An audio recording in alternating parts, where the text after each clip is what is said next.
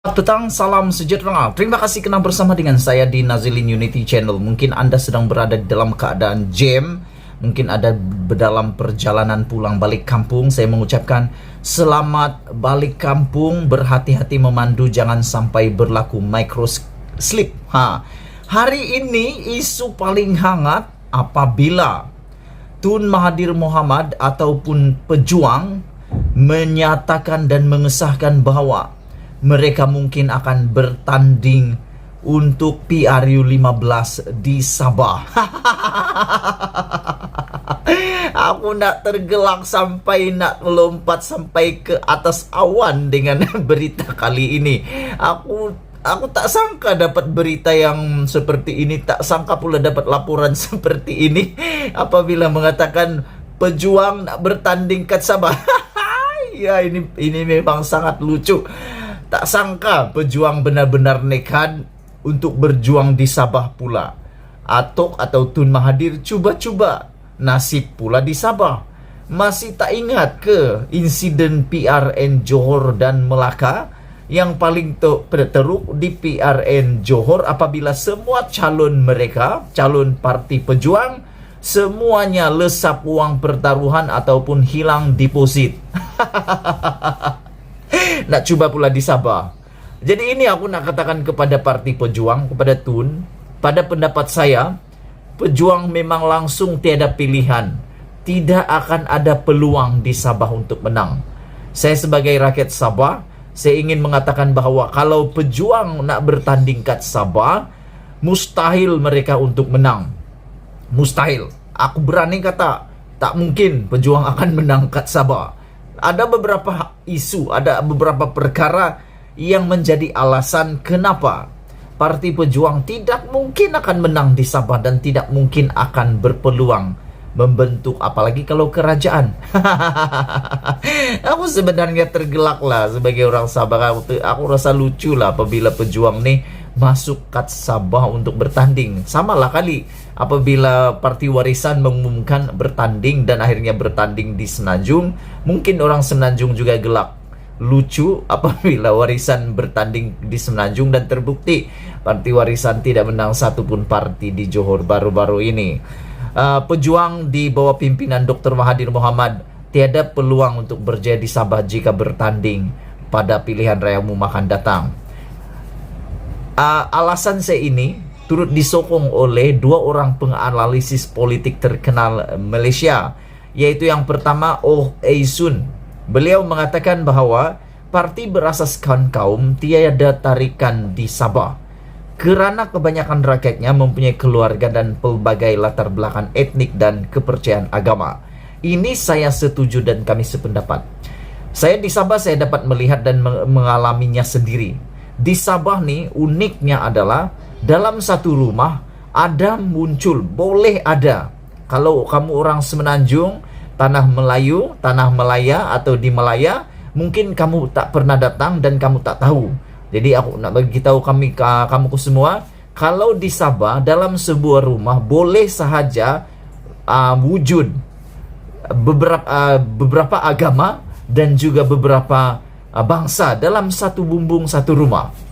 Sebagai contoh, dalam satu rumah akan ada bangsa Dusun, Rungus, Suluk, Bajau, Tembono.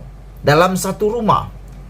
Dalam satu rumah juga boleh berlaku ada agama berbeza, Kristian, Islam, Buddhis atau Buddha.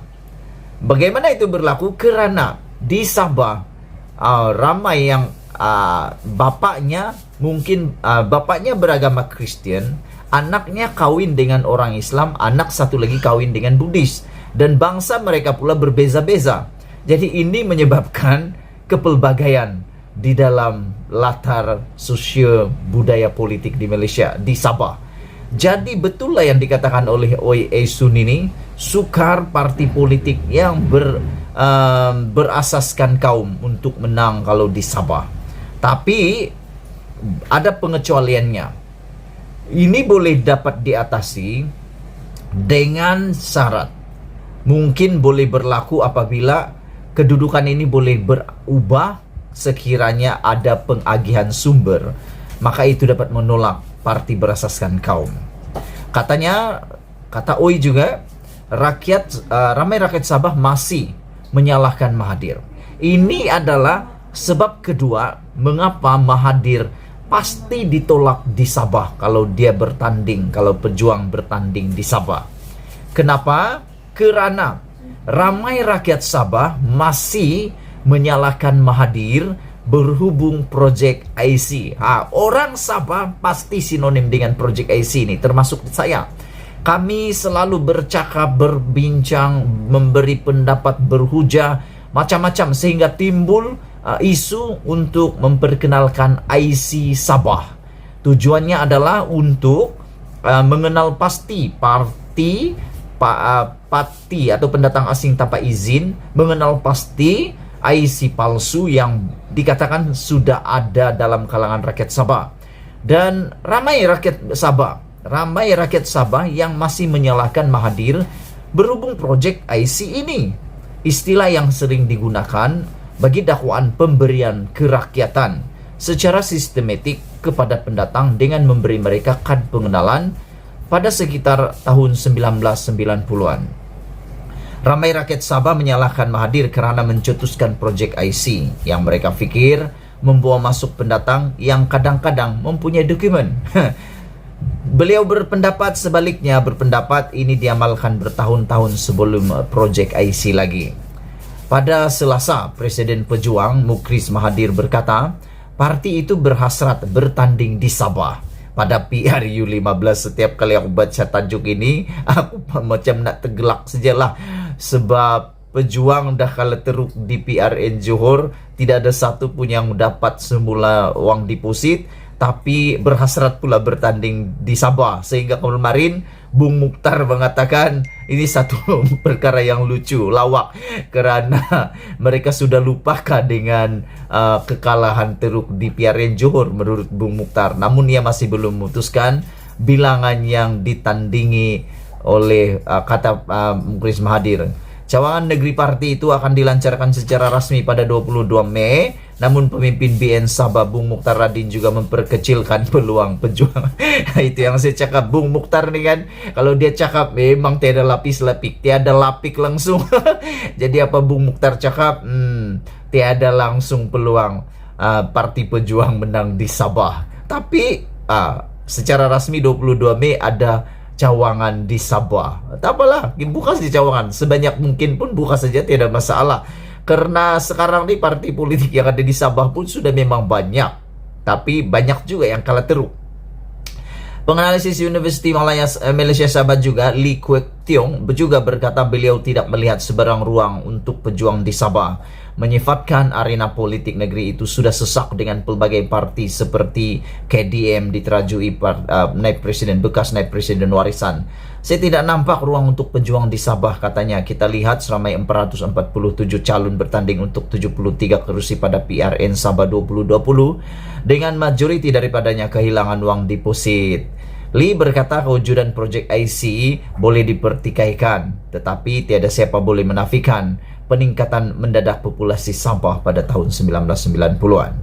Katanya sukar bagi pejuang membuang persepsi bahawa mereka terikat dengan Mahathir, walaupun bekas Perdana Menteri itu tidak bertanding pada PRU15 maupun menjauhi parti.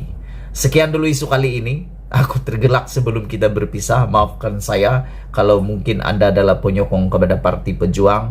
Aku ingin beritahu berita buruknya untuk Mahathir hari ini. Dia pasti akan terkejut. Mungkin harap-harap tak terkentut lah.